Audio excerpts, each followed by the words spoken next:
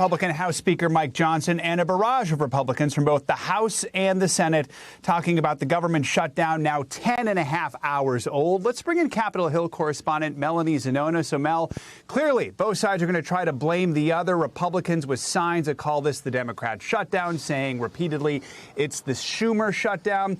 Republicans are arguing that the bill to keep the government open, that it's clean, that it's nonpartisan, that they voted on similar resolutions many times during the Biden administration to keep the government going. You know, we heard Republicans, they talked about immigration there. What wasn't mentioned until it was asked there was health care, which is that top concern for Democrats with Obamacare subsidies about to run out. That means premiums would go up for those who rely on the Affordable Care Act. Speaker Johnson just asked about that, called it an extraneous matter. Is that the main issue here, or is there more going on? Well, of course, this is about policy, but it's also about politics, as is most things on Capitol Hill. For Democrats, they want to extend the Obamacare subsidies, which expire at the end of this year.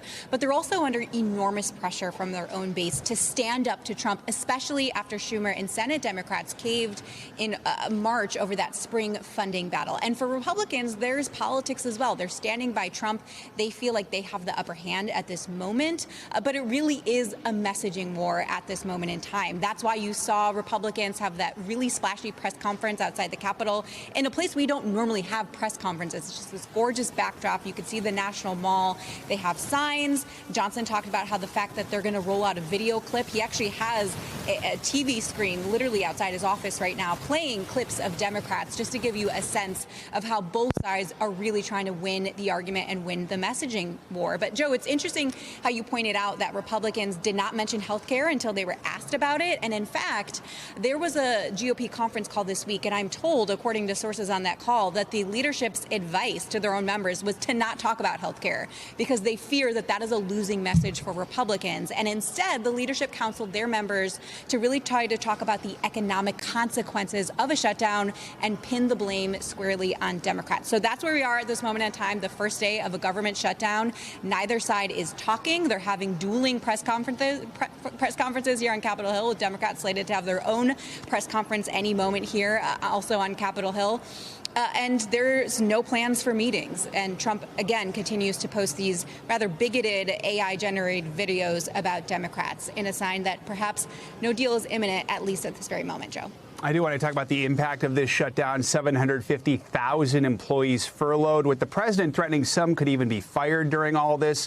Others with essential jobs, TSA agents, air traffic controllers, they're going to have to work without pay. National parks, they're partially open. Medicare security, Social Security benefits, those are unchanged. But notably, as we just heard a few Republicans note, 3 Democrats did vote for this resolution last night.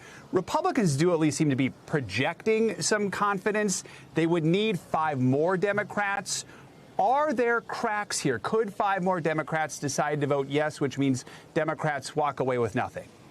That is their hope, at least among Republicans, is that they saw that vote last night where 3 Democrats did vote for the GOP stopgap spending bill as a sign that there are cracks in the Democratic Party and that the pressure is only going to continue to build, and that ultimately they're going to be able to peel off 5 additional Democrats, that's what they need in order to pass this bill. But on the Democratic side, they're hopeful that Trump will actually start to get skittish, especially if he sees polls, if he sees, bad headlines about what's happening around the country, as we start to feel the impacts, as TSA lines start to get super long at airports when people are trying to travel, as people are struggling to sign up for Social Security, that he will ultimately try to cut a deal with Democrats on health care. That is something that, according to Democratic leaders, he did signal some interest in. He was apparently alarmed to learn that if they don't act by November 1st, that these Obamacare subsidies expiring are going to cause premiums and health care costs to skyrocket around the country, which could be a problem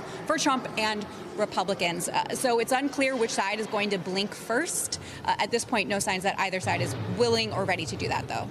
We thank you for watching, and remember, stay updated on breaking news and top stories on the NBC News app or watch live on our YouTube channel.